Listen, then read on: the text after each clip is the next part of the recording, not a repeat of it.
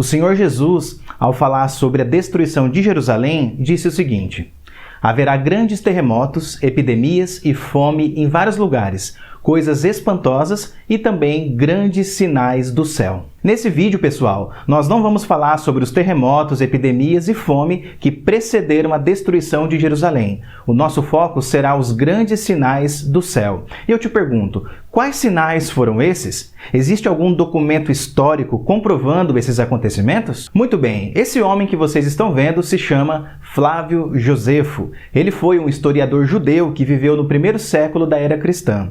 Josefo foi uma testemunha ocular do cerco de Jerusalém que ocorreu no ano 70 d.C. A respeito dos sinais do céu, observe com atenção o que ele escreveu no famoso livro sobre a história dos hebreus. Um cometa, que tinha a forma de uma espada, apareceu sobre Jerusalém durante um ano inteiro.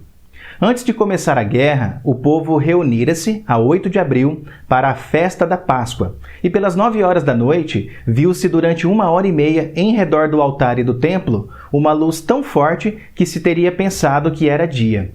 Os ignorantes tiveram-na como um bom augúrio, mas os instruídos e sensatos, conhecedores das coisas santas, consideraram-na como um presságio do que depois sucedeu. Veja que relato interessante, pessoal. Durante um ano inteiro, os habitantes da cidade de Jerusalém viram no céu um cometa que tinha o formato de uma espada. E sabemos que a espada nos remete à ideia de guerra, morte e juízo. Em breve, Jerusalém experimentaria tudo isso. Josefo diz ainda: poucos dias depois da festa, no 21º dia do mês, certo fenômeno prodigioso e incrível aconteceu ou apareceu.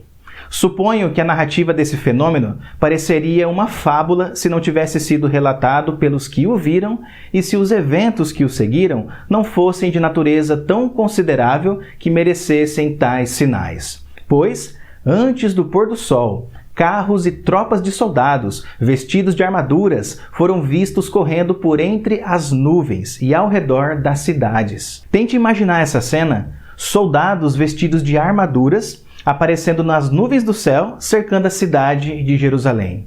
Podemos pensar nesse exército como sendo um exército de soldados celestiais, ou seja, de anjos. Assim como o exército romano, formado por homens de carne e osso, invadiu a cidade santa, da mesma forma, seres celestiais apareceram no céu para decretar o juízo espiritual de Deus contra os judeus. Algumas pessoas podem não dar a devida credibilidade às palavras de Josefo pelo fato de ele ter sido um judeu.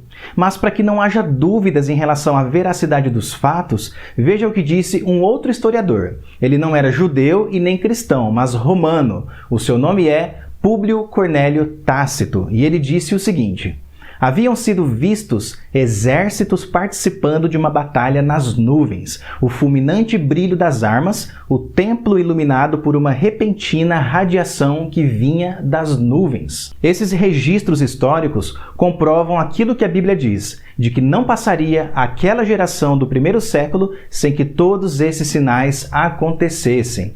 Um relato extra-bíblico, ou seja, que vem de fora das Escrituras, não é necessariamente um relato falso. Existe informação falsa e verdadeira. De fato, nenhuma informação extra-bíblica é inspirada por Deus. No entanto, isso não significa que devemos fechar os olhos e ignorar esses relatos. Ao invés disso, temos que analisar a informação e submetê-la à autoridade das Escrituras. Relatos históricos como esses que nós vimos aqui servem para nos auxiliar na tarefa de interpretação bíblica.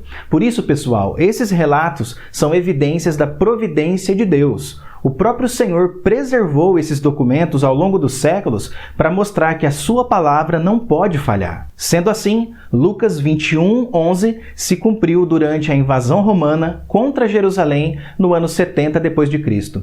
Os sinais que apareceram no céu apontaram para o juízo divino que caiu sobre a nação de Israel. Jerusalém foi devastada pelos inimigos, o templo sagrado foi profanado e derrubado, e as palavras de Jesus se cumpriram com total precisão.